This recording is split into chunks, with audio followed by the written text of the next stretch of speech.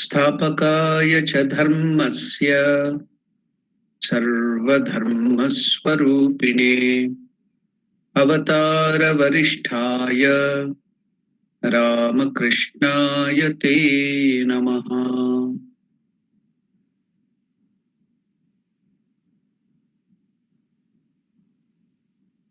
Namaskar to all of you. Welcome to the study of Great Master Sri Ramakrishna by Shardanand Maharaj. Now, all of us will go to Dakshineshwar to practice or also be with Sri Ramakrishna during the time of Vedantic sadhana. Now, Ramakrishna is going to take up sannyasa. The Vedantic sadhana will begin. So we will see the ceremony of sannyas and everything as taken up by Sri Ramakrishna. But before that, we will see what was the thing which transpired between Totapuri, the great Vedantic monk, and Sri Ramakrishna, the child of Divine Mother. Arriving at the Kali temple, Totapuri came first of all to the big open portico of the ghat, wearing only one piece of cloth. The master was then sitting in an absent-minded mood, looking like any ordinary person. As soon as Tota's eyes fell on the master's face, radiant with austerity and beaming with the surge of devotion, Totapuri was attracted towards him and felt in his heart of hearts that he was not an ordinary person, and that there were few who were so fit for Vedantic sadhana. Filled with curiosity and astonishment, Totapuri stepped forward and came up to the master thinking, can there be such a fit aspirant for Vedantic discipline in Bengal? Now we should know that in Bhagavad Gita, Krishna explains when Arjuna asks, which is greater? Is the Gnana Yoga or the practice of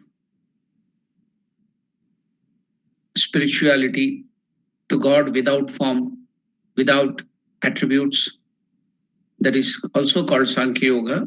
It's called Gnana Yoga, Sankhya Yoga. So which is preferable or which is greater? Or the Bhakti Yoga combined with Karma Yoga and other things? Which is better? Which is higher? Then in the first place, Lord Krishna tells Arjuna, there is nothing like higher and lower. It's all for the person who has to begin. It's the same thing. Whether somebody takes up Sankhya Yoga or Bhakti Yoga or Karma Yoga or Gnana Yoga, it will lead to the same goal. One God. It will lead to me. They will all come to me. Whichever path you take up, they come to that Parabrahma Swarupa, Nirakar Nirguna Parabrahma Swarupa only. But for the beginners, for the commoners, for the generality, Bhakti Yoga is more suitable and easy. That's what Krishna tells. And also, secondly, he tells, Gnana Yoga or Sankhya Yoga is very, very difficult. You have to solely depend, completely depend upon your self-effort. No other help will be there because you don't believe in personal God. No God with form or with attributes. It is only God without form and without attributes. So whatever the Lord has given to you in the form of your mental strength, willpower, and bodily strength, you have to use that and go forward. So completely you are left to the self-effort which you have to put. So, but in the Bhakti Yoga or the other yogas, you have the advantage of God being with you in taking the form of a person, a personal deity, whomever you like, Ganesha, Subramanya, Shiva, Durga, Kali, Saraswati, Sharda Devi, Ramakrishna, Krishna, Rama, then Narayana, Vishnu, anything. They will be always with you while you are going to help you. But if you take up Gnana Marga, solely, that's what I'm telling you, solely, completely you have to be on your own self-effort. Now, another question comes. If that is the case, then when we take up Bhakti Yoga and this Gnana Yoga, You tell that you have to depend completely upon your self-effort. Then who is the fit person to take up? How can you know that you are fit for Gnana Yoga? Many people may think falsely, I don't like God without hearing something from Christianity or Islam or some other religions or the modern day liberal mentality. They may think, oh, it's all superstition. So we need not worship God with form or without with attributes. So they may think, oh, we will take up God without form. It is very attractive, without attributes. But now, what is the criteria? What is the fitness certificate you have to give that? Yes, he can take up this Gnana Marga. Just now, Totapuri, the moment he saw Ramakrishna, seeing his Vairagya, renunciation, and other things in him, he thought he's a fit recipient. So that's why I'm taking up who is fit to follow. So, what is the fitness certificate for Bhakti Yoga? Just you should have love for God. That's all. Nothing. No other criteria. Anybody who has love for God can take up Bhakti Yoga. Anybody who wants to help others, seeing God in them, Karma Yoga. So, like that, we can see there, it is not much difficult. But when you take up Sankhya Yoga or Gnana Yoga, what is the criteria? You should not have body consciousness. What do you mean by body consciousness? I should not identify with myself as body.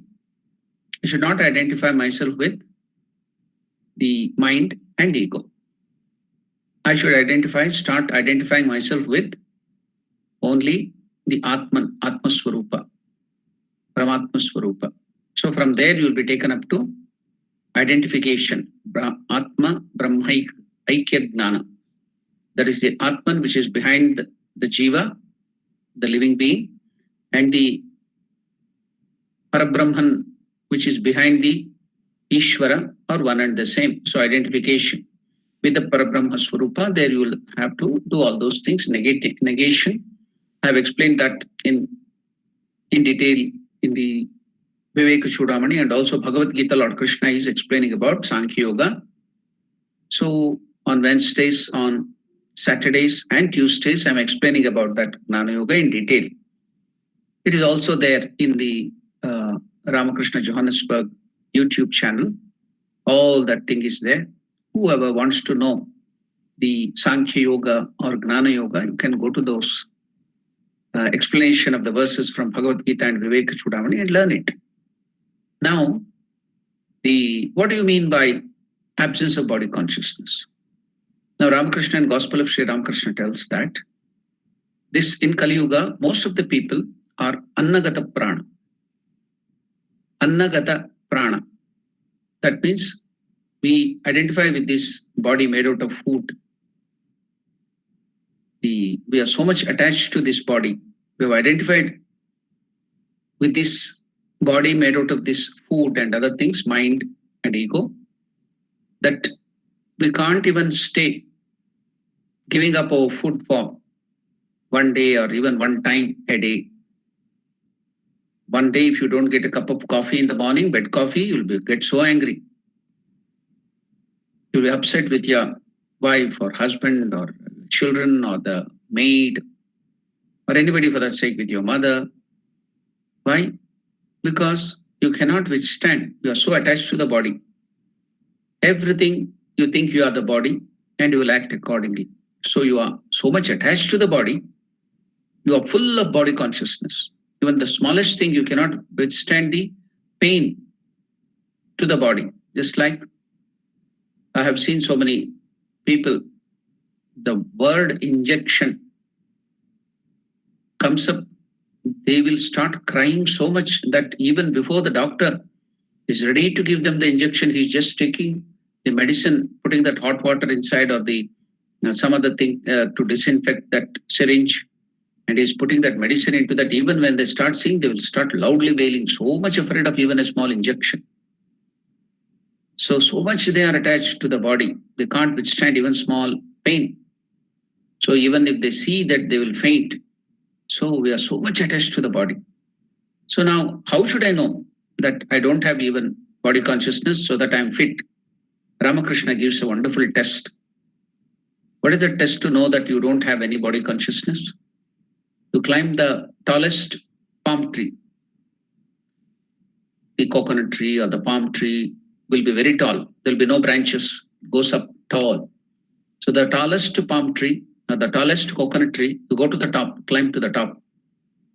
Then from there, you jump down without a parachute or anything. Then while falling down, if you don't start shouting, if you don't start beating your hands and legs to protect yourself out of fear, you just with a smiling face fall down, not even sad face or out of depression or something like that. You should be in a normal state of mind.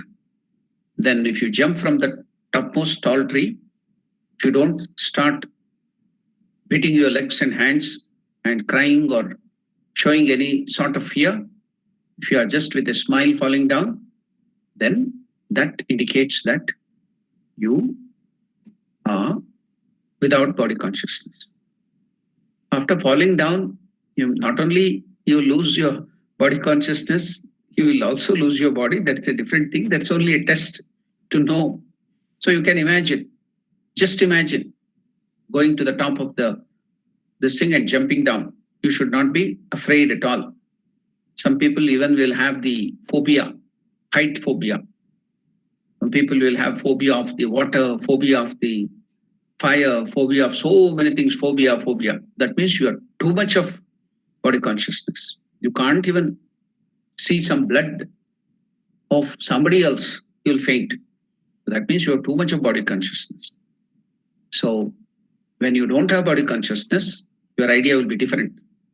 You will identify with the Atman, and also you will identify with the Atman of the other person, and you will start dealing with other people as if they are Atman, not as the body. Then your dealings will be something different. It will become divinized. You will be serving them. You will not care for your selfish enjoyments by your own benefits. You will be always caring for others. So these are all the traits of bereft of body consciousness. You are ready to give up your body for the sake of others. As I mentioned, so many instances, our volunteers here, they are going every month, not only every month, almost many times, Saturdays. Whenever they get weekend, they are going to different places to help the COVID patients, not only COVID patients, the people who don't have food, poor people. They're going to different temples. They are helping in preparation of the food in Pretoria and so many other places. They don't care.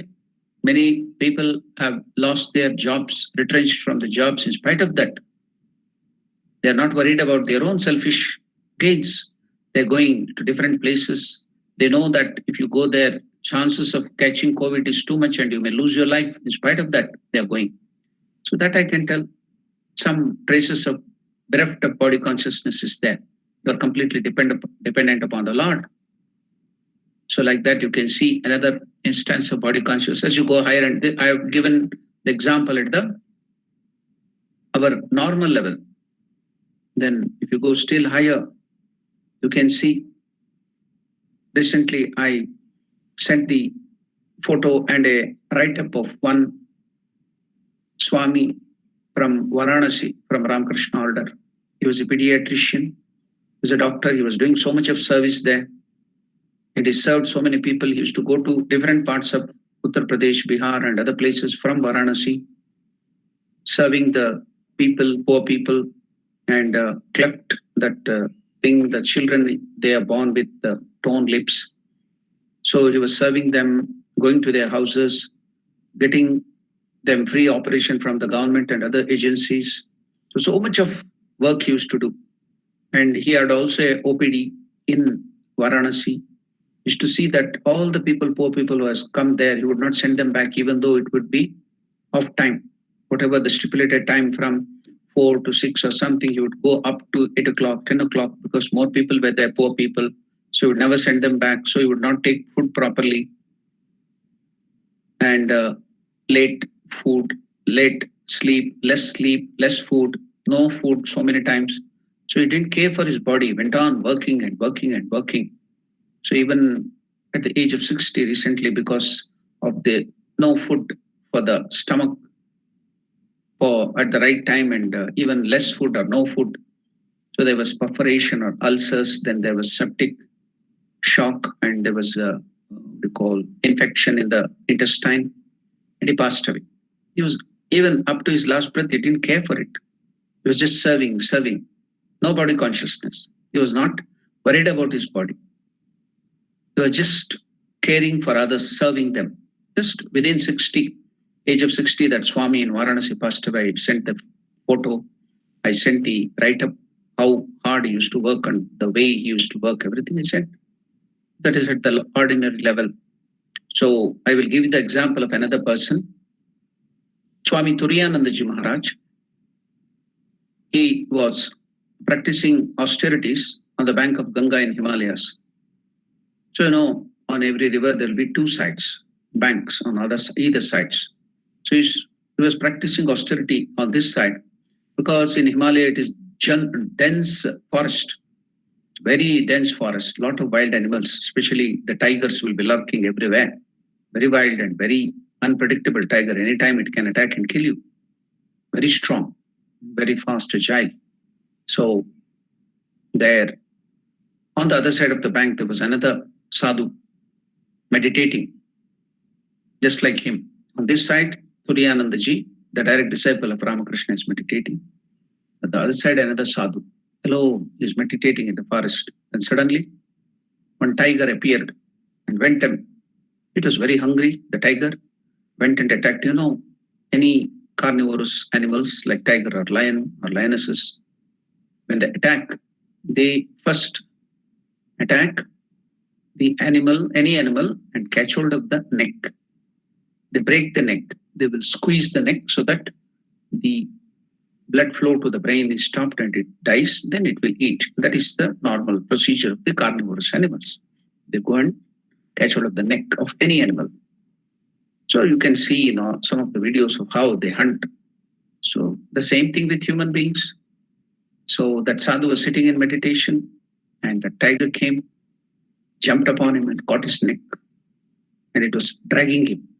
What would we do if we were in that position? Oh, we'd be shouting. All the names, everything we would be shouting. All sorts of noise and sounds would be coming out of this thing. Help, help. Somebody help me. Or whatever noise would be made out. No sound or no meaning. Be shouting at the peak of your voice to save yourself. But do you know what Turiyanandaji saw with that sadhu? What was he doing? With a smile on his face, the sadhu who is being dragged by the tiger to be eaten, catching hold of the neck. What was the reaction of that sadhu? With a smiling face, he was telling, I'm not the body. I'm not the mind. I'm not the body. I'm Atman. I'm Parabrahma Swarupa. I'm Paramatma Swarupa. I'm Parabrahma Swarupa. I'm not the body. So this is not some concocted story. Swami Turiyanandaji's life, you go and read now. If you want, you can see. It is there. He has recorded it. He has seen it with his own eyes.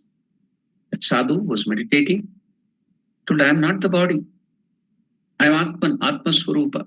Chidananda Rupa, Shivoham, Shivoham. The smile. The tiger dragged and ate him. That is a different thing. But he didn't feel that he was a body. No body consciousness. He was joy. With joy, he was going there and telling, Atma Swarupa, I am Parabrahma Swarupa. I am not the body. So there you can see no body consciousness. Turiyanandaji himself, while he was being operated for the carbuncle on the back, the doctor wanted to administer the the anesthesia. At that time, during Turiyanandaji's time, it was only one. It was a recent innovation. That was the chloroform. That was the only anesthesia at that time. It is a general anesthesia. Now there are so many varieties of a separate stream in the medical. This thing specialization has come. Anesthesiologist. So his work after the MBBS or the medical degree, he will be expert or master degree in only anesthesia. There will be general anesthesia, there will be local anesthesia, anesthesia for the mouth. Inside, if you want to remove your teeth, they will give one injection into your gums. Only the gums will be made numb, and the tooth will be picked out. Suppose there is an operation only in that area, it's called local anesthesia, general. So many varieties of anesthesias are there. Then it was only one, chloroform. So Turiyanandaji, the doctor surgeon, wanted to administer that and cut the carbuncle behind on the back. Told no, you need not administer the chloroform or anesthesia. Just give me a little time. I will take away my mind from the body or the place where you're going to operate. Then you can operate at your will. Nothing to worry. Then Swami Turiyanandaji Maharaj sat and told, I have withdrawn my mind from that portion. Now you can operate whatever way you like. Then the doctor started cutting the carbuncle there with a surgical knife. It was bleeding, cut and did all the operation. Not even a twitch on the face, let alone the pain and other things. Not even a twitch on the face of Turiyanand. The sitting, meditation posture, or removing that from that place.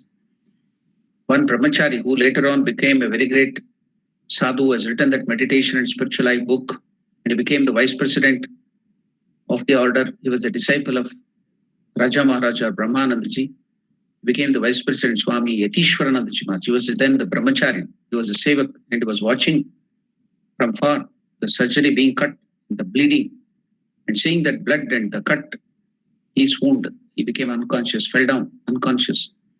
But this Swami on whom the body is being operated without the anesthesia is sitting as if nothing is happening. No body consciousness, Turiyanandaji. And so many such things. We have this thing. What about the revolutionaries of Indian freedom movement? When the British were ruling, there were so many. We think only few people from the Congress, Indian National Congress, they did some, giving up the food and so many other ways, the peaceful ways of getting freedom from British.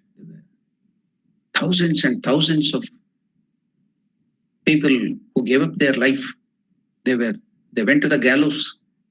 So the revolutionaries, they were called revolutionaries. They took up arms. They would fight against the British without caring for their life.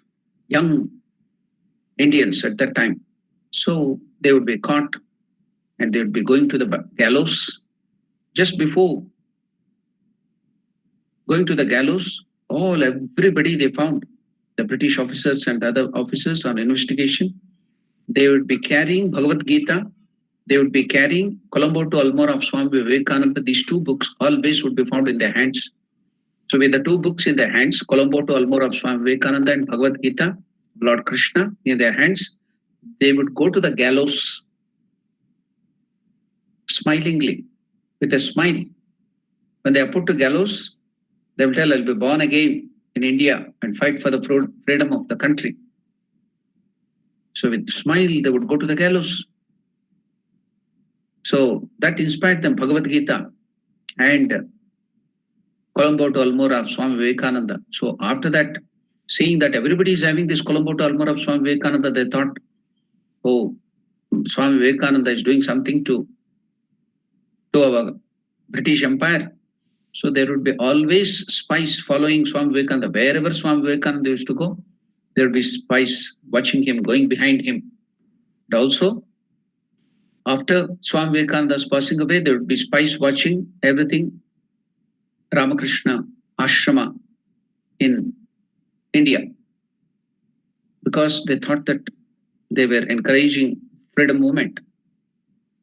So those people, those revolutionaries would go to the gallows with a smile, in the hands having the Bhagavad Gita and thinking that I am the Atman. So that is bereft of body consciousness. So that's what we have to understand. Then only, if you have that capacity not to care for your body, not to care for your comforts, only the goal is that you are this thing, then that is bereft of body consciousness. Then you are fit to take up Jnana Marga. That may be 1 in million or 1 in billion. So, what is the way? We like Jnana Marga, but we can't because I have so much of body consciousness. Then I will take a wrong means, I'll pull down that higher ideal to my level.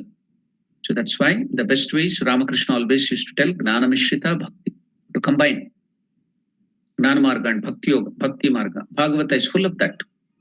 Bhagavad Gita is full of Gnana Marga and Bhakti Marga and all the things, all the yogas. So Swami Vivekananda used to tell the quickest and the surest way to progress in spiritual life is the harmonious combination. It is called Yoga Samanvaya.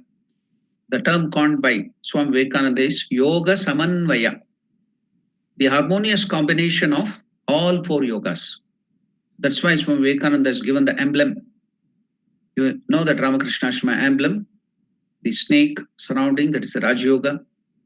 Then in between you have this sun, rising sun. It is the indication of Gnana Yoga, that which we are speaking of. Then we have the lotus blooming from the water with its leaves. That is the indication of Bhakti Yoga. Then we have the wavy water, choppy water of the ocean. That is a Karma Yoga. So all these 4 combined very properly, Yoga Samanvaya, properly in your life, then you will get that swan. You will become that swan. What is the swan indicative of?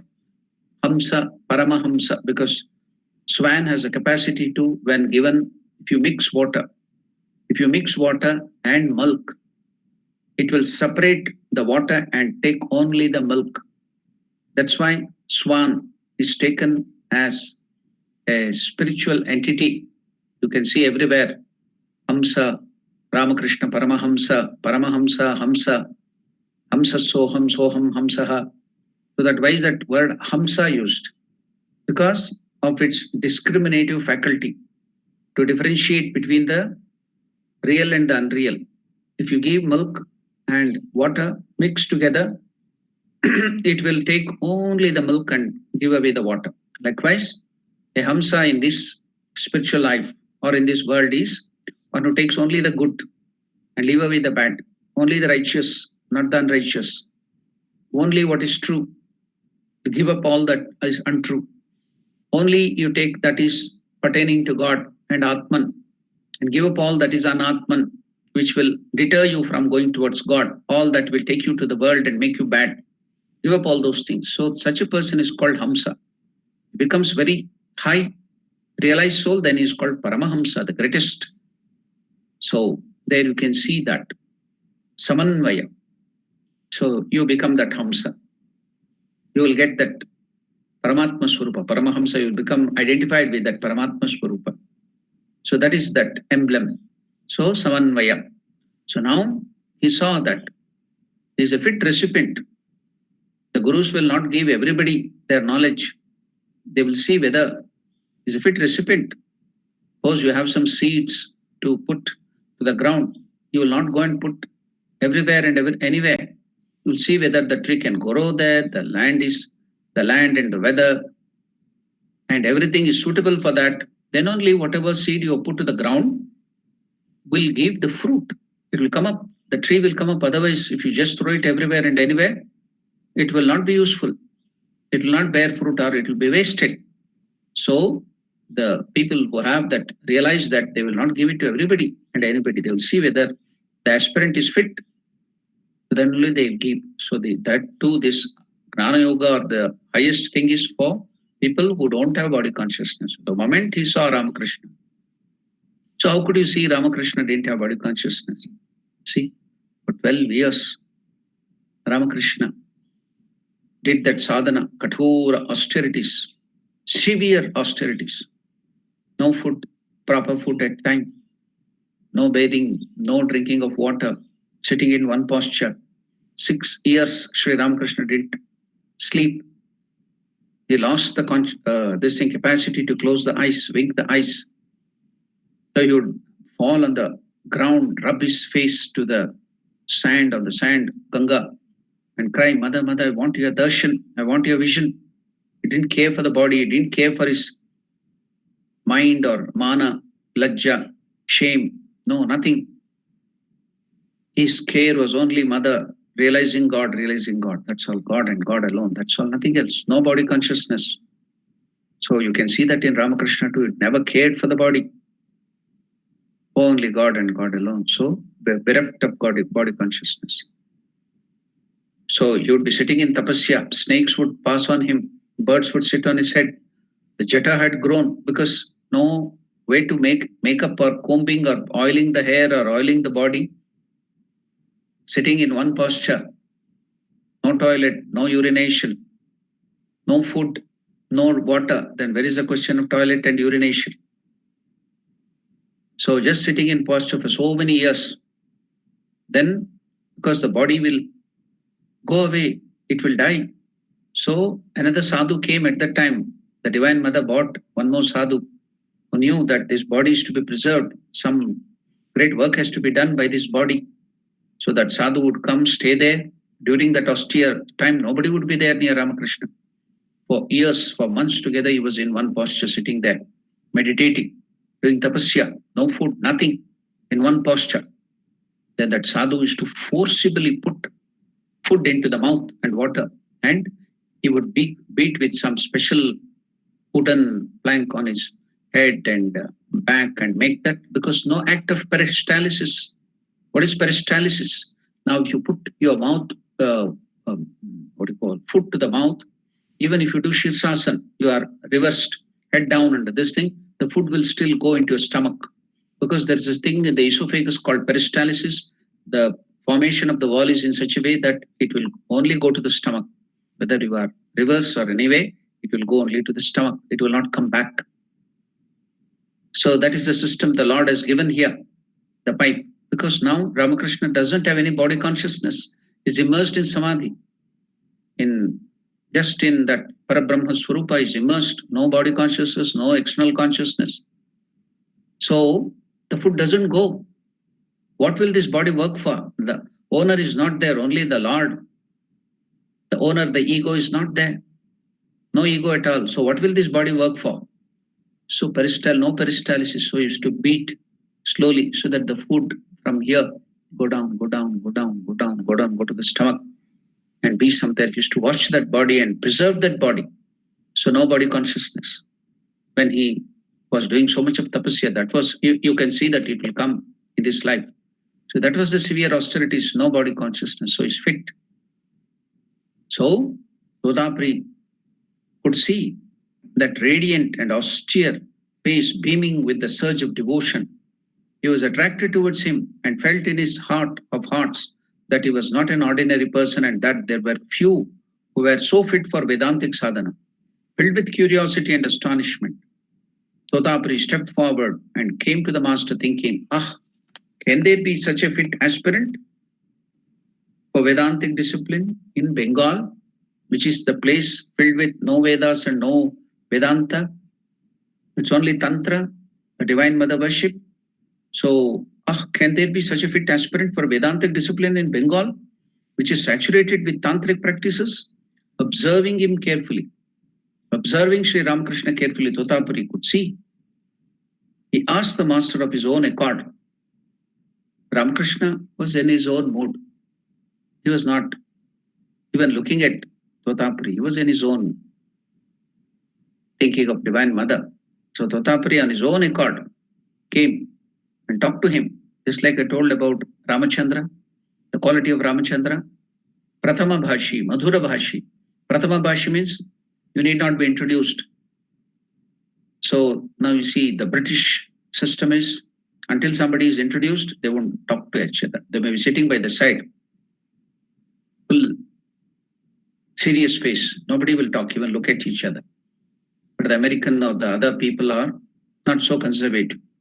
So even before the other person, they will talk. They will introduce themselves. I'm so and so. How are you? Who are you? So that is the system. So Ramachandra showed us that Prathama Bhashi, they themselves will go speak first very sweetly. Madhura Bhashi. Likewise, you can see Totapari himself going to speaking to Ramakrishna, observing him carefully, asked the master of his own accord. He told Ramakrishna, Totapari told, you seem to be well qualified aspirant. You have the fitness for Jnana Yoga, for realizing Parabrahma Swarupa. By your formation of your body, your face, I can understand that you are fit for Vedantic sadhana. So the Guru can identify.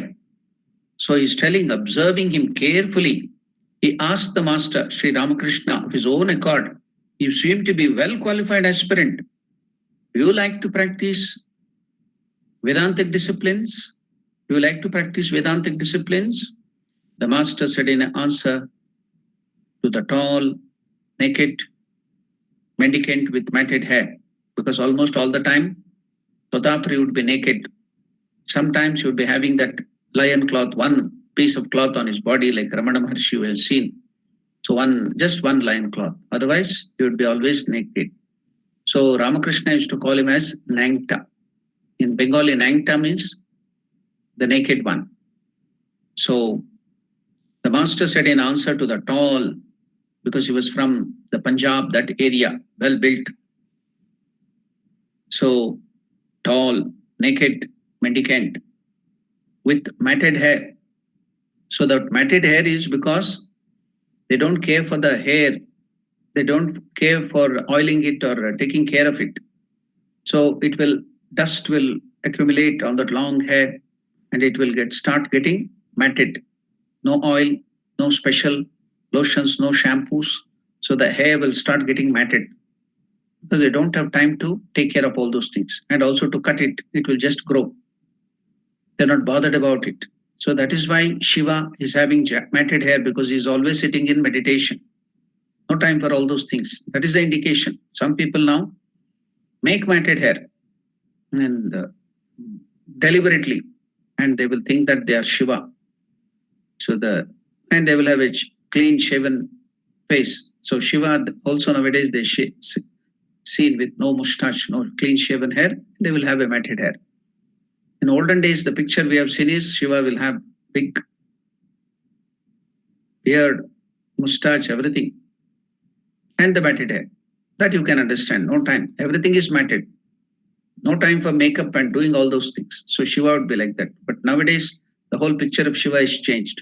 He will have matted hair and he will have a clean, beautiful shaven face. So it is something contrasting. Never mind. So it is all the desire of the devotees to look Shiva.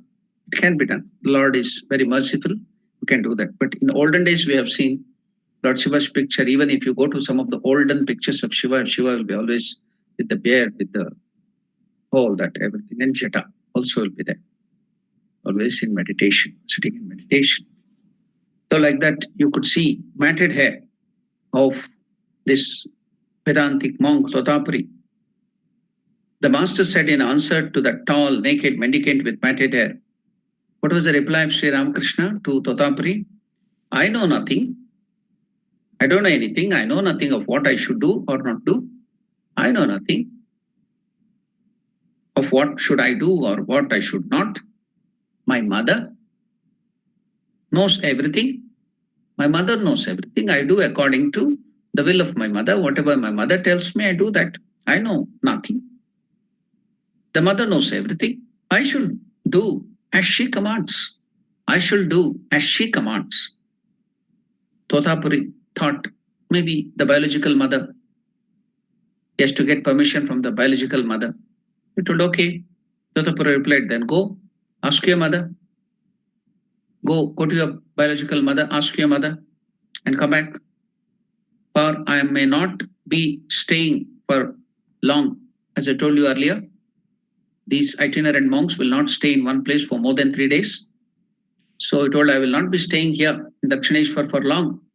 So I want to dedicate my knowledge to you, give this Vedantic knowledge to you. So go and ask your mother, come back quickly. I don't have much time. Then go and ask your mother and come back, for I may not be staying here for long. So Ramakrishna, without saying anything in reply, the master went slowly to the Divine Mother's temple. Instead of going to the biological mother, he went to temple. That was his real mother, Avatarani, Divine Mother Kali.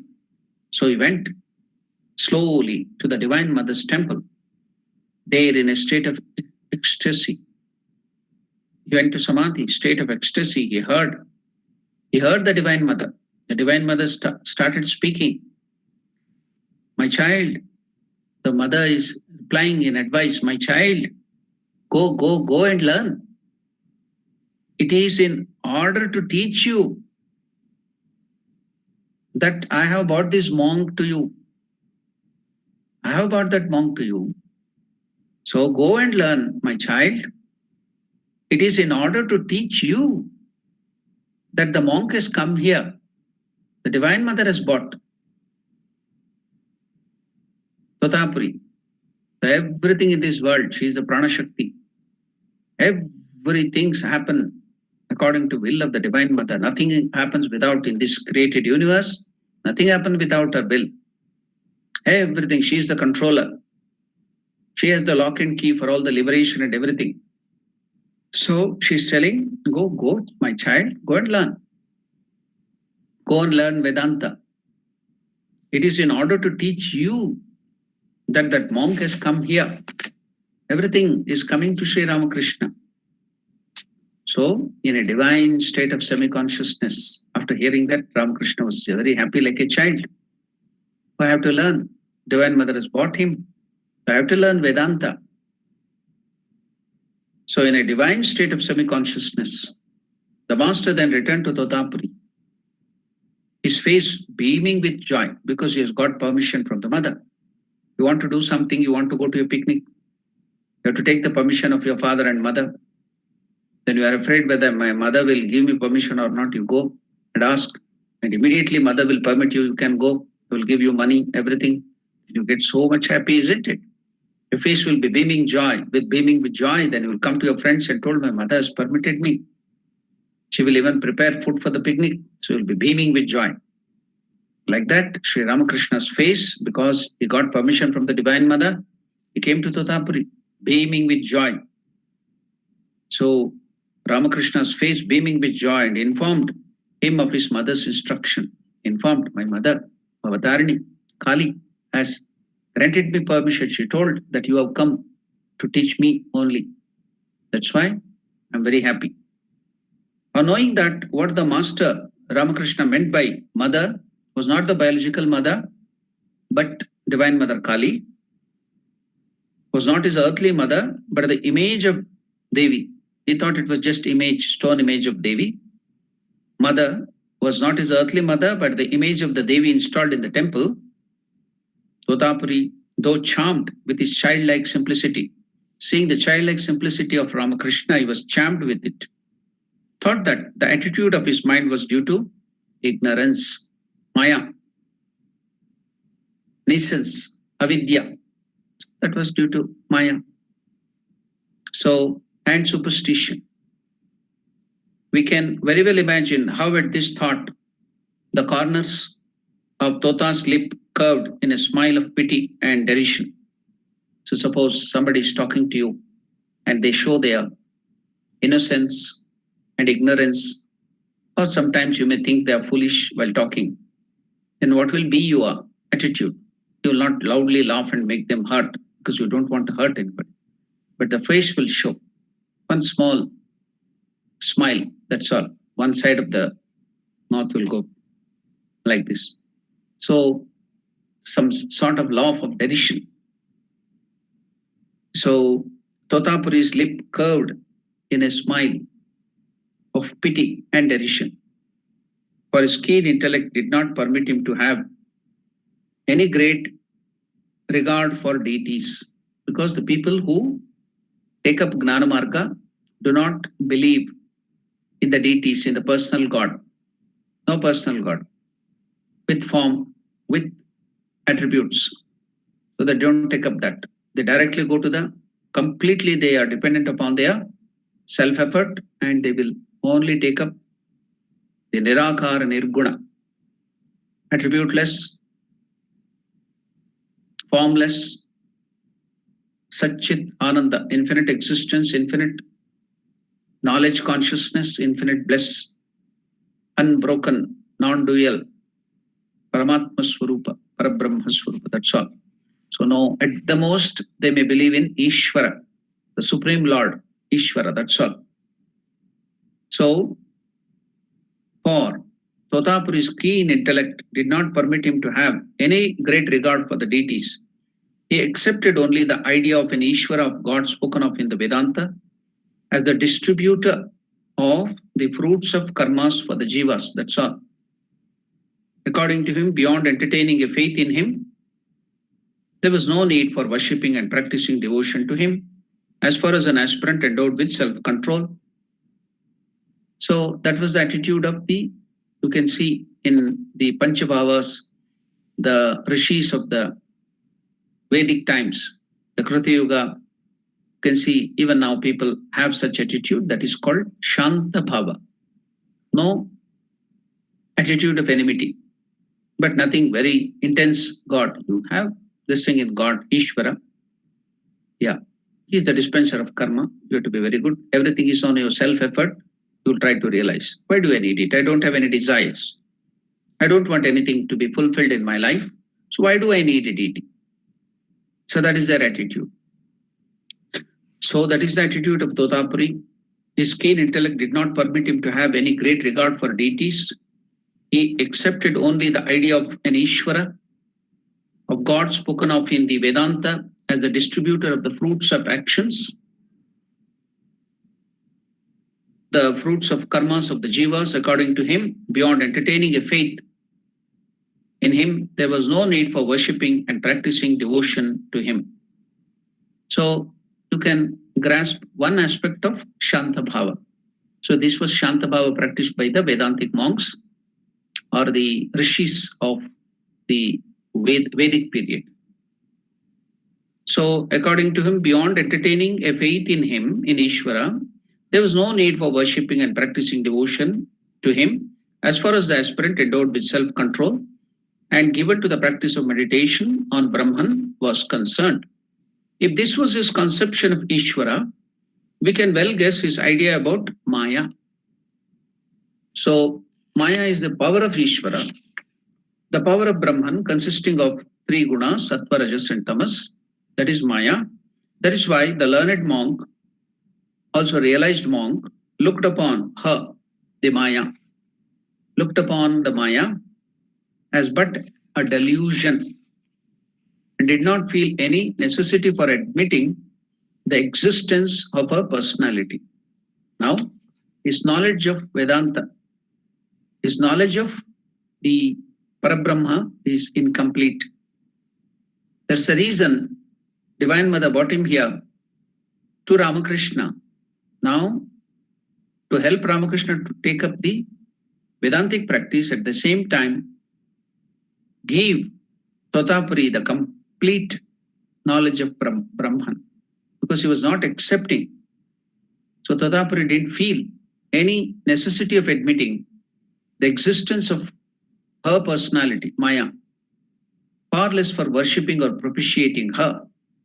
He felt in his heart of hearts that the aspirant's personal effort alone, he felt in his heart of hearts that the aspirant's personal effort alone was what necessary to liberate himself from the bondage of ignorance.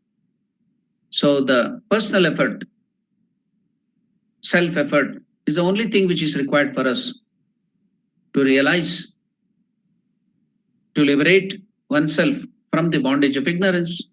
So why do we need God or goddesses or Maya, help of Maya, the power of Brahman? So I don't want to propitiate her. My self-effort is enough. I will meditate, I have self-control. Using my self-effort, I will realize my true identity, I will get freedom. That was the attitude. No enmity, but at the same time, no love. I don't accept, I don't want it. That is the attitude of Vedantic monks. That is the non-dual Gnana Marga. So that was his attitude towards Maya, Divine Mother, or Ishvara, whatever. the power of Ishvara. So the knowledge of God should be complete, should have a complete view of God. We will see that in the later on period, how Ramakrishna gives that knowledge to the Guru. So while we go on studying, we will get it. Now we'll proceed to see what happens, how Totapuri is going to give the knowledge of Vedanta to Ramakrishna. So Totapuri did not feel any necessity for admitting the existence of her personality, far less for worshipping or propitiating the Divine Mother. He felt in his heart of hearts that aspirant's personal effort alone. So as I told you earlier, Gnana Marga, you have to depend completely upon your personal effort alone. No help from anybody else. Personal effort alone was what was necessary to liberate himself from the bondage of ignorance, to remove the ignorance. And there was not the least utility. There was not the least utility in prayer for the benign grace of Brahman, united with its power, otherwise called Ishvara. Consequently, he considered such person as offer prayers to be laboring under the influence of impressions born of ignorance. This was the attitude of Totapuri or any Vedantic monks or any Vedantic practitioners. That will be the attitude. He, however, did not say anything about it to Master. At the same time, he would not hurt by telling that you are wrong, that is not the proper way. They would not tell because they are realized soul. They don't want to hurt anybody. They see only Atman, Parabrahmane, everybody. They thought, okay, it is ignorance. Let it be there. Anyhow, I'm going to teach him and bring him out of the ignorance. So why should I hurt him? So he, however, did not say anything about it to the master and introduced other topics, thinking that the above mentioned impressions of the master's mind, the above mentioned impressions of the ignorance of the Divine Mother, anything of the master's mind, would very soon vanish then. Anyhow, by giving that knowledge, I'm going to remove all those ignorance from his mind. So very soon it will vanish when initiated by me.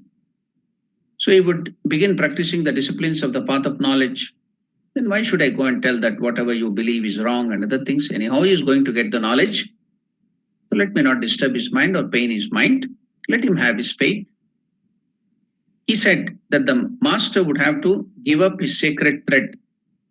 So while getting the sannyasa, you can see we have to, though we will be given the sacred thread, we will be having the sacred thread. We have to give up the sacred thread, which is an indication of us doing the Havan, Homa, Puja for the sake of selfish gains, with the sake of results. So that to remove that, we have to give up our sacred thread and the tough hair, because that is indication of your permission to do all this Havan, Yaga, Yagna, with the intention of gaining the fruit of actions, to gain something. So in Vedanta, you have to give up everything, the desires. So that whatever the sign, the insignia, the sacred thread, for you to do the karma given in the yoga, given in the Vedas, to gain some fruits of action. Just like progeny, just like richness, just like wealth, more cows, more land, big houses, so many other things, desire, name and fame, everything will be there. So you can get it by doing all these karmas. So for that, the sacred thread and the tuft of hair is a permission for you to do all this Vedic Havan, Yaga, Yagna. So now, because you are going to give up everything, renounce all the desires as a Vedantic monk. So you have to give up your sacred thread, which is the permission for doing the acts to gain the fruits of action, which you want, your desires and other things has to be given up. So you have to give up your sacred thread, you have to give up your tuft of hair, shikha, which is on the head. You can see that's why the priest will be having that. And the sacred thread too, that is to be given up. So earlier days, all the householders had that sacred thread and the tuft of hair. Now, modern Western education and other things, it is all gone. So everyone earlier would have that sacred thread and the tuft of hair. It's called shikha. Now, he told that he said that the master would have to give up his sacred thread and the tuft of hair on his head, shikha, before the scriptural initiation into sannyasa. So, even us, when we go and take sannyasa from our guru, so revered Bhuteshanandaji Maharaj, the president of the order, when I went to take sannyasa, so I had to put my head with the shikha and the sacred thread on his lap. So he will cut the shikha, will cut the what we call the sacred thread. Then we have to have that in our hand. We have to dip that in ghee. And while doing the Viraja Homa, we have to offer with mantras that I'm giving up all my desire and also the indication of desire, the shikha and the sacred thread. We have to tell the mantra and offer it to the havan, the fire, sacred fire. Put into the ghee and tell the mantra that I'm giving up all my desires. We will do that in the Viraja Homa. So the Guru himself will cut that sacred thread and the shikha. So while we were getting that sannyasa, we were made to do all those things. So the master, he thought that the master would have to give up his sacred thread and the tuft of hair on his head before the scriptural initiation into sannyasa. Now the master hesitated a little and said that he had not the least objection if it could be done. I don't have any objection to that. I can do it privately. Why? Privately. But he would by no means be able to do it publicly, as it would deal a terrible blow to the heart of his old grief-stricken mother. So if she comes to know that I have taken up sannyasa and I will be giving her up, so it will render a terrible blow to her heart, old lady, then she might have a heart attack or something, she might be pained. So I don't want to hurt her in that old age. So until now, Ramakrishna would not care for the external world, what would happen. He would very boldly do so many things, but now mother is there. So she should not get hurt. So if I give up all my that sacred thread and tuft of hair, so and take up sannyasa, she might be hurt. It would render a terrible blow to her. But Ramakrishna is telling he would by no means be able to do it publicly because mother will be hurt. He cared for his mother so much. He loved his mother so much. So I don't want to hurt her. So the master hesitated a little and said that he had not the least objection to give up his sacred thread and the tuft of hair, but he couldn't do it. He will do it privately.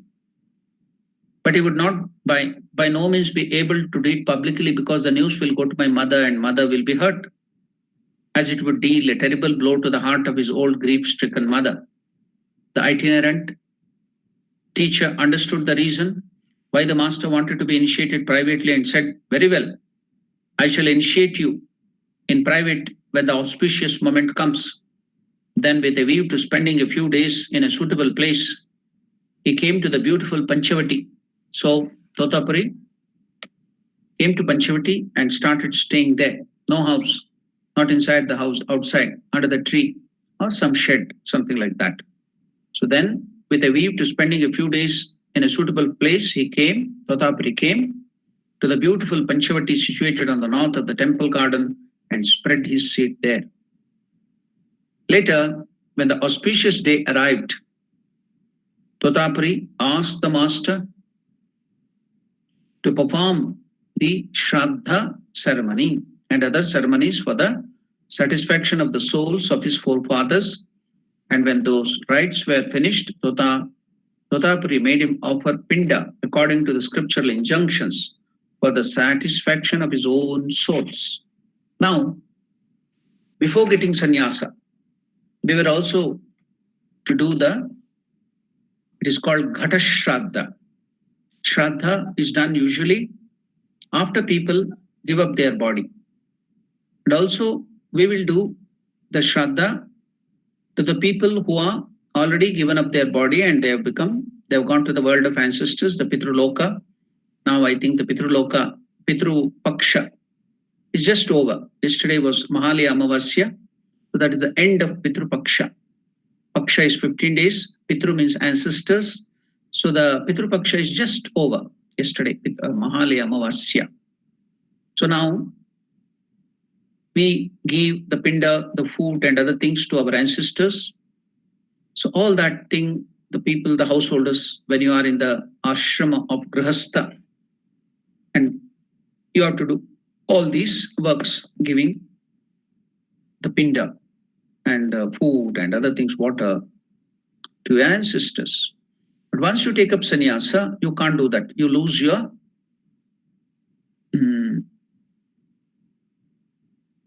fitness to do that. You can't do any work with desire, or you can't do any such rituals.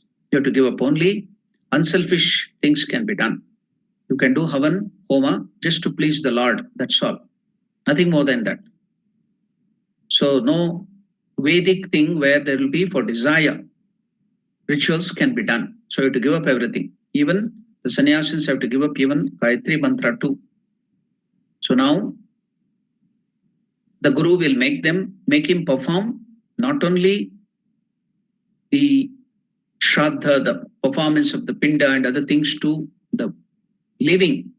Suppose our mother and father, our brothers are living, then we have to give Pinda even to them. The Shraddha has to be performed because in future you cannot. And also not only that, you have to do Atma Shraddha. Because once you get sannyasa, you are cut off from the family lineage. You are cut off from the family bondage. No more family connection. So you become a universal personality. Earlier, you were connected through the blood or through the genetics to the family lineage. But once you take up sannyasa, you cut up that bondage, then you are connected only through the soul. Your connection to the world is through the God, through God and God alone. Your connection to the world is only through the Atman. So you become a universal personality. That's why you become a Vishwamanava. You are no more a family man. You don't belong to one family.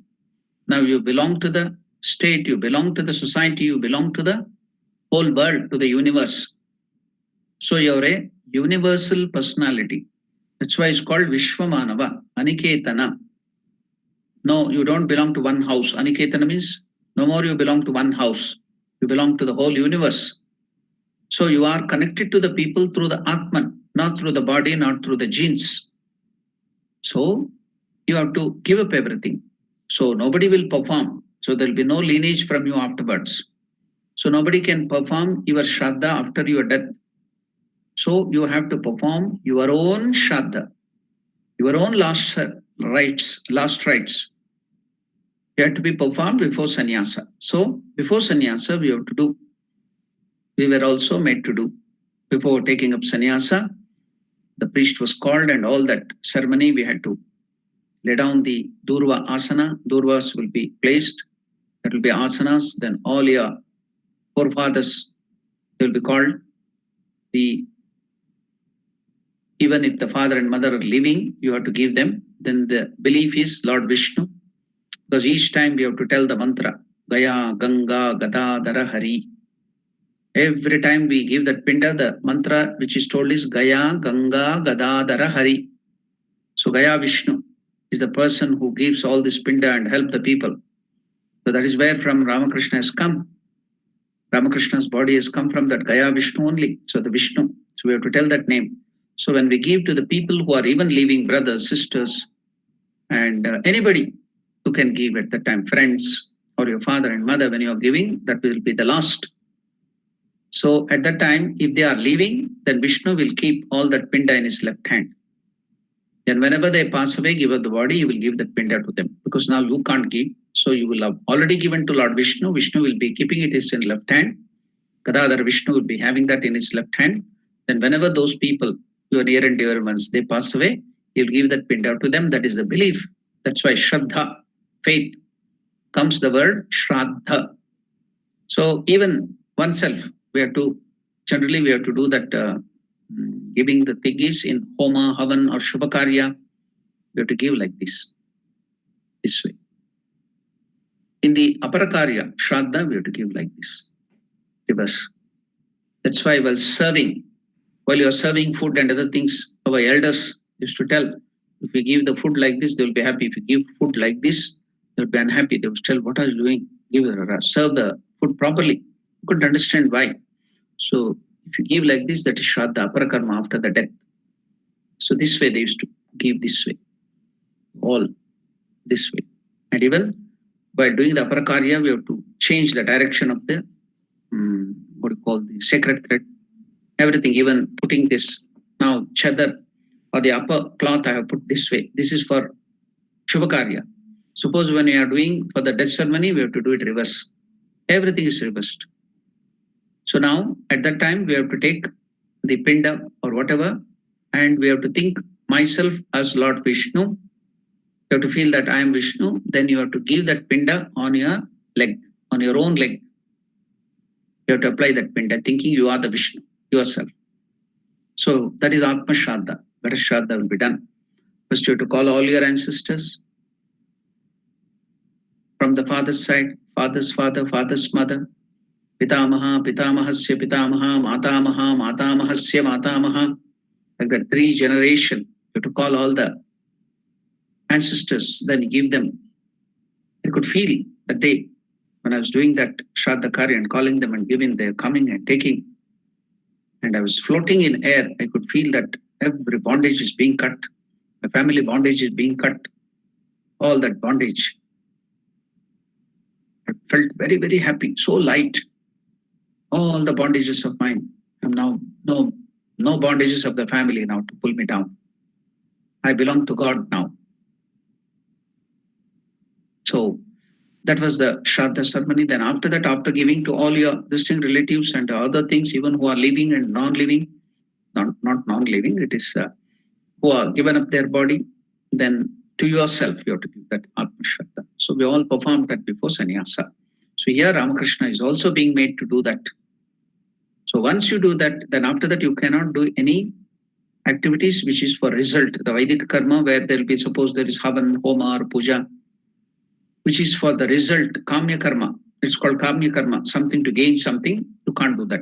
You can do only for the welfare of the society, to please the God, Bhagavad Pratyarthe, Loka Kalyana Artham, you can do the Puja, Homa, Havan. Only that which doesn't have any desires.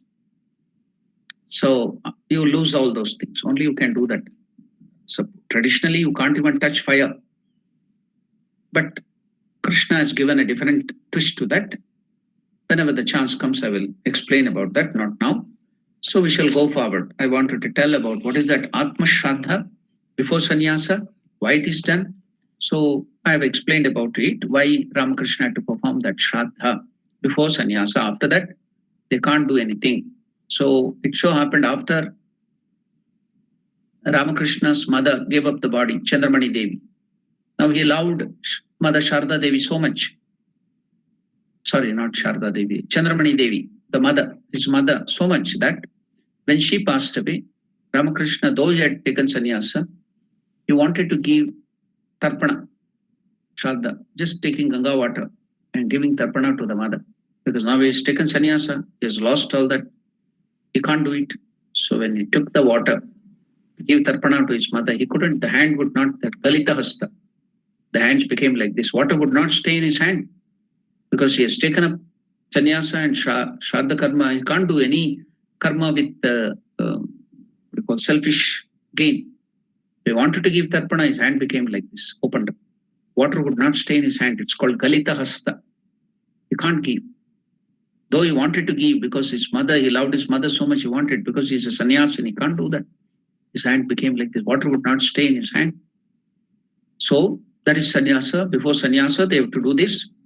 So the itinerant teacher understood the reason why the master wanted to be initiated privately and said, very well, I shall initiate you in private when the auspicious moment comes.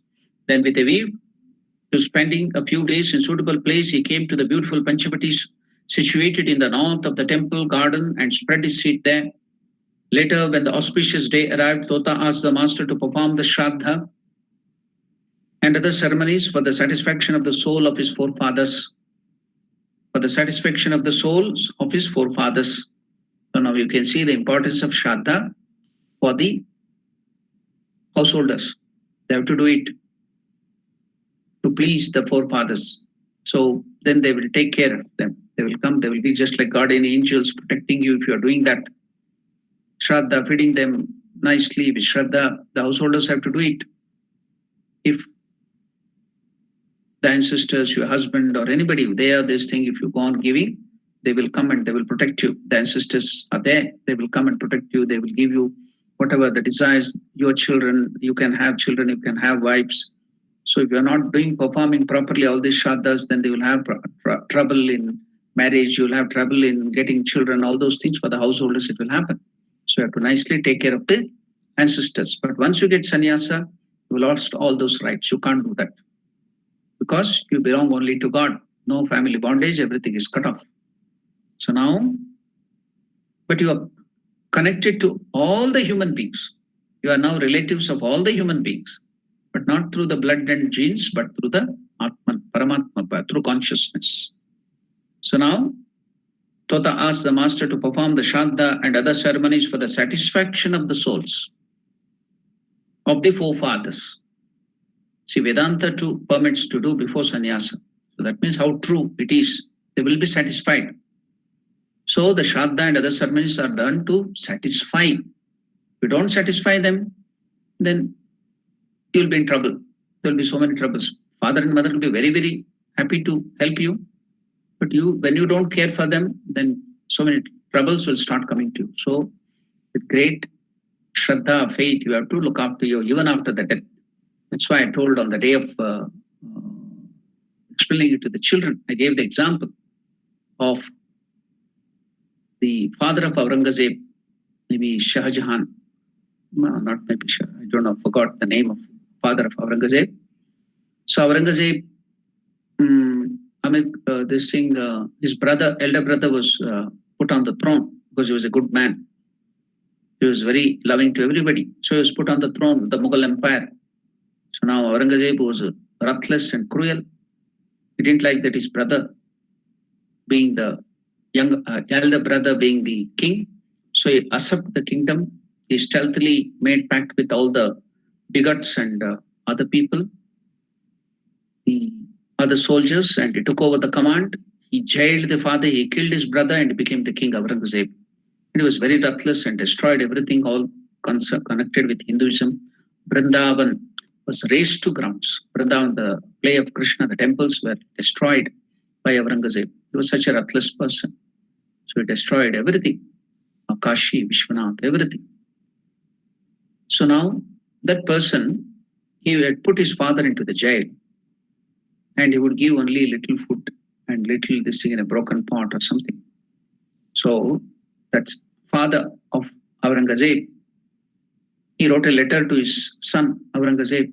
You call Hindus kafirs, but see them. They look after their parents, fathers and ancestors even after their death. They do Shraddha, they gave them food and water to the people who are dead. You call yourself a Muslim who are better religion than Hinduism, you claim they are kafirs, and you don't give food to your living father. What kind of a religion you are practicing? The Hindus, they look after the father and mother and their ancestors even so nicely while they are living. Even after death, they look after. They will do the Shraddha ceremony. But you call yourself from a superior religion. They are kafirs according to you, and you don't give food to the living father. What's your religious practice? That was the question. The letter written, it is there, maintained, it is there. It was written by the father. So that is Hinduism. But after getting sannyasa, you don't have, you belong to the whole universe. So now, souls for the satisfaction. So they are satisfied. And they will help you. They will be always guarding you and guiding you, the fathers and the ancestors. So you have to do that great care and shraddha. You can't neglect and throw it away. So otherwise, you can see in your life you'll be undergoing so many problems, so many this thing. You can't understand why so many problems. Why I do not. The householders will not have children. Why the householders will not have marriage? They want to get married. There'll be no this thing in the family because the ancestors are not pleased. So the Totapuri asked the master to perform the Shraddha and other ceremonies for the satisfaction of the souls of his forefathers. And when those rites were finished, Totapuri made him to offer pinda, the rice balls or the what you call til, that sesame, this thing and other things will be given while doing that pinda. The offer pinda according to the scriptural injunctions for the satisfaction of his own soul, Atma Shraddha. For from the time of being initiated into sannyasa, the aspirant totally renounces the hope of.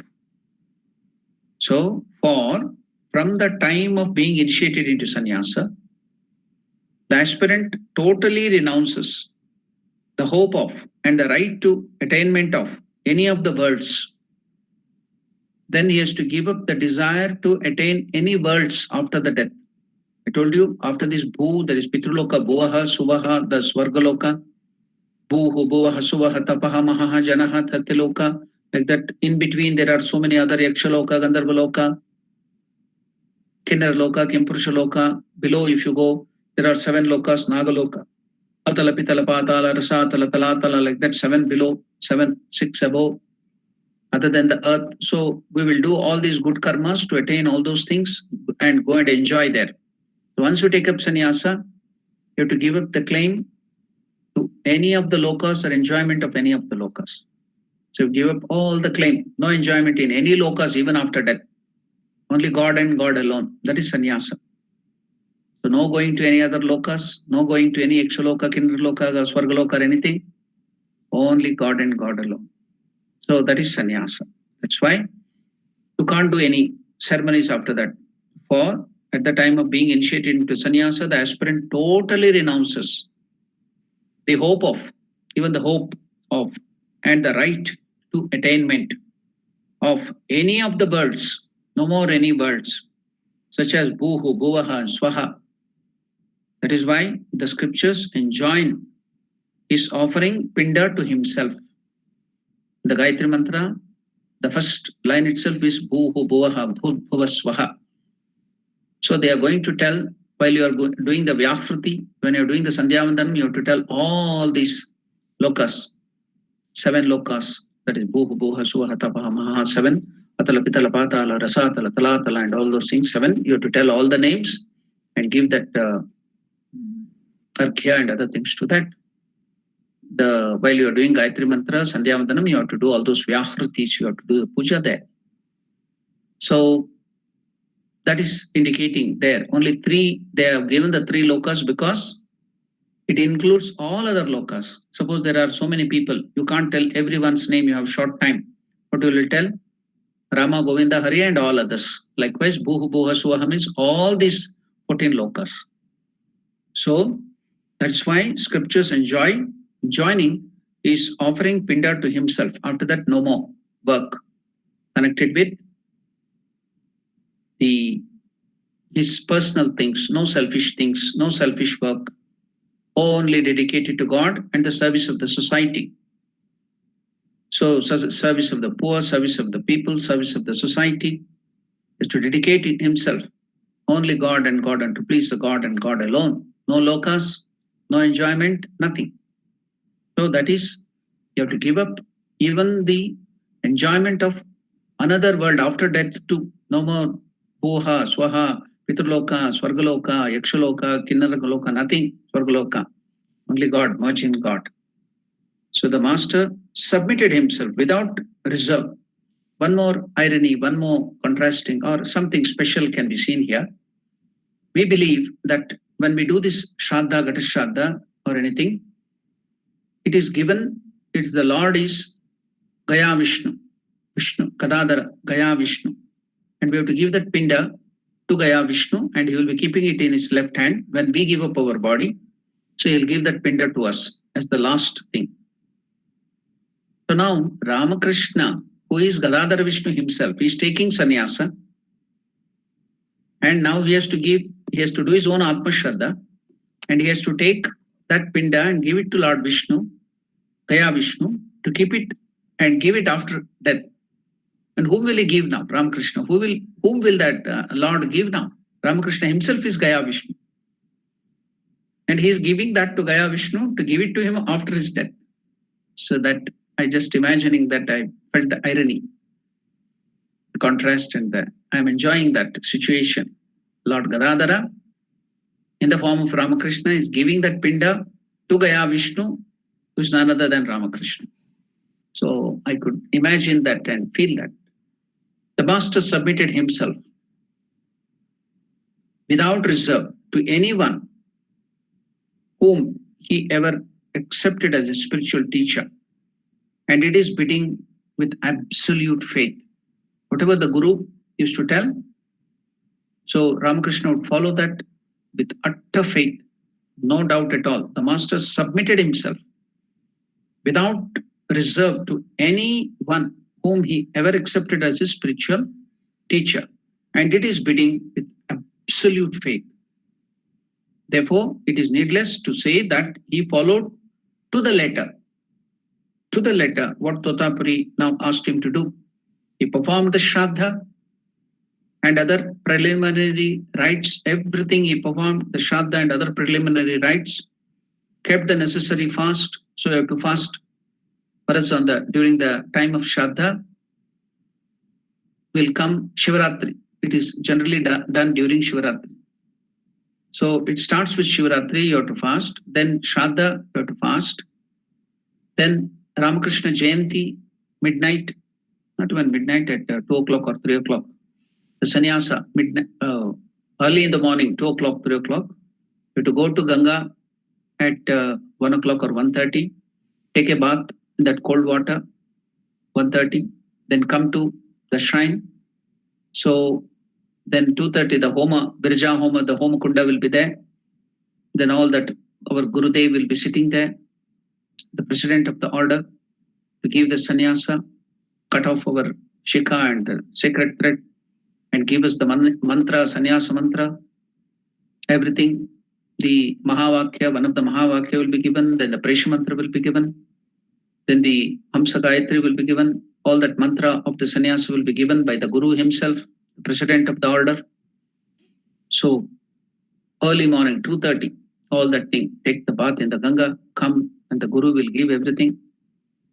So 3 days we have to be fasting. Shivaratri, then Shraddha day, then the day of sannyasa. So early in the morning after the sannyasa, the first bhiksha, we have to go to begging alms. Sannyasins have to beg alms. So we have to go to different parts of Calcutta, go to different slums and Islamic area or some other area and beg.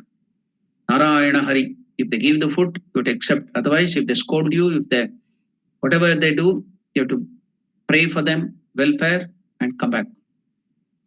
That is the way we have to beg. So the first alms will be given by the President Maharaj himself at 4:30 or 5 o'clock. Then we have to go there to all different places in Calcutta and any other place. We have to go and beg and bring that and offer it to Ramakrishna. Then we have to take the food. So 3 days, no food. Light thing like some bilwa juice or fruits will be given, because for 3 days fasting you may faint or something. So that is the thing here. So the master submitted to himself without reserve to anyone whom he ever accepted as a spiritual teacher, and it is bidding with absolute faith. Therefore, it is needless to say that he followed to the letter what Totapuri now asked him to do. He performed the Shraddha and other preliminary rites, kept the necessary fast, collected at the Sadhana Kutir hut near the Panchavati all the articles as instructed by his teacher for the rites connected with the initiation into sannyasa, and waited for the arrival of the auspicious time for the ceremony. So we will see how Sri Ramakrishna got sannyasa and everything next Sunday or next early morning class, because we have already completed our time. We will end the session here. So we are getting ready for the Navaratri. So there will be Navaratri Puja. We'll be coming to everyone's houses in the form of the Wi-Fi or internet, and we'll perform. You can perform the Navaratri Puja to Divine Mother Durga. And also we'll be discussing on Chandi, Durga Saptashati, the Divine Mother's special mantras and all of the things. We'll be telling the meaning. So we will enjoy all that Navaratri. So you can get ready. We'll give that articles for puja, everything. You can be ready with all those things. If you don't have, because of the pandemic, need not worry. You can replace it with just the rice akshata or kumkum, the sindoor, vermilion or flower or anything. Even if you can't do that, you can do it mentally, offer everything mentally, and enjoy the presence of Divine Mother at that time. So other than that, tomorrow we have the Bhagavad Gita class evening. Sunday, Monday, early morning, we have again the Great Master class. Then Sunday morning at 9:30, we have the children's Hinduism class for children, and Sanskrit also will be taught to the children there in a small way. Then evening, we have the satsangs. Then Monday evening, we have the puja class, the science of worship.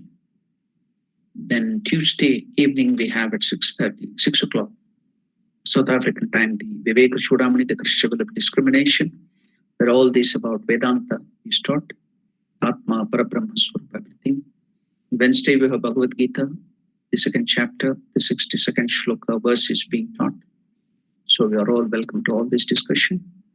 So now if you have any questions or doubts about that which is discussed today, you can ask. Maharaj, Pranam Maharaj. Yeah, who is it? Can you please tell? This is Rakhal. Oh, Rakhal. Please tell Rakhal. Maharaj, Totapuri was said to have reached the highest knowledge, or he had realized in the Vedanta path, the Advaita Vedanta path. Yet it was mentioned.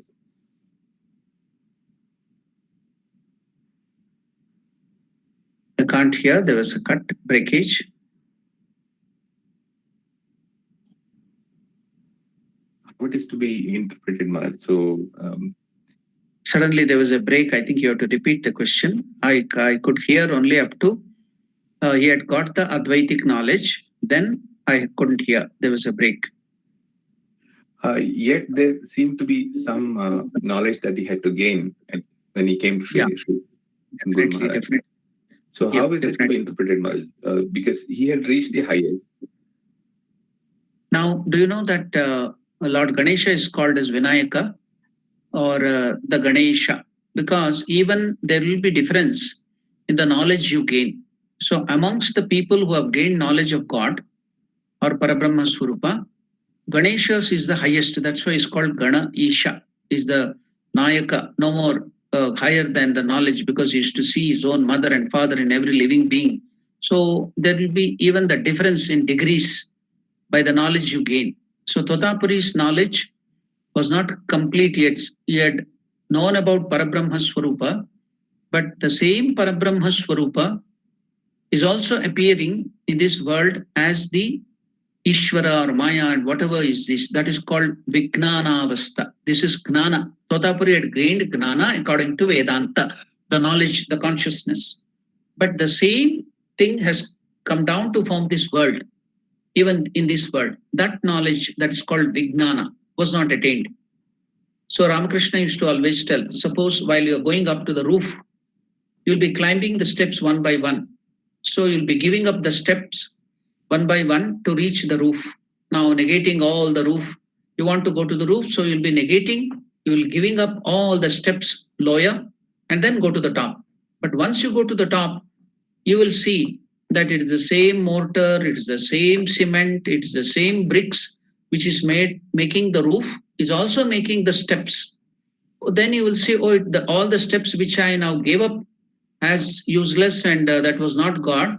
Then he will see that it is the same Parabrahman even created in this created world too.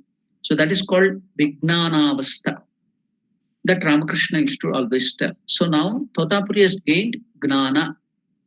He has given up everything, this world, thinking that that is not God, and realized God. Then he has not got, he has to come down and see that here this world is nothing but God, this created universe. That aspect is not being realized. So once they merge in Parabrahma Swarupa, they don't want to come back and see all those things. They think this is Maya, this is very full of suffering. So they give up everything and merge in Parabrahma. So there is no question of coming down. But Ramakrishna, for higher purpose, to show us to the world that this world is also just the manifestation of the God. So after realizing, they come and they see this and start serving this society, they're serving the people, serving this universe, looking it as God. So that aspect has to be introduced to the people so that they will not neglect this universe. They will see God in everything and start serving them. So that aspect Totapuri had not yet gained. That is the Vijnanavastha. So coming to the in touch with Ramakrishna, he gained that, completed that. That's all. Thanks, Maharaj. Yeah. Maharaj, Madhu here, Maharaj. Yes, Madhu.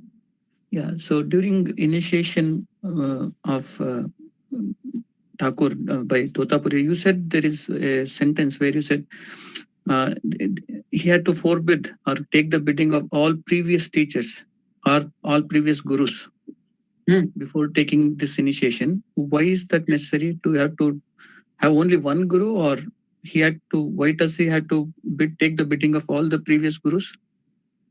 No, whenever he took up any sadhana under any guru, he used to submit to that teaching and to that guru completely without reserve. Literally follow him. That's what it is told. Not you will be giving up all other gurus. Okay. He completely will have faith. For example, now you are in the first grade or the first standard. Then you will have the teacher, you will have complete faith in, you will study under the teacher, and whatever the teacher follows, you will not even obey your parents, you will be obeying only the teacher. When parents tell you something, you will tell, no, my teacher has told this. So once you complete your what you call the first standard or the first grade, then you will go to the second grade. So you will have faith in the second grade teacher. Now, because you were in the first grade, you will respect the first grade teacher, but now you'll have complete faith and your duty will be to the second grade teacher. Then you'll forget everything of the first grade and the nursery, isn't it? As you go higher and higher. But you will have the respect. It is just like that. Okay. Okay. Thank you. Yeah. Any other questions? Any other doubts?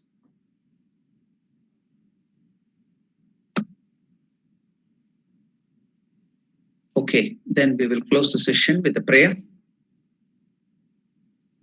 Om Priyatam Pundarikakshaha Sarvayagneshwaro Harihi Tasmin Tushte Jagat Tushtam Prenite Prenitam Jagat Harihi Om Tatsat Shri Ram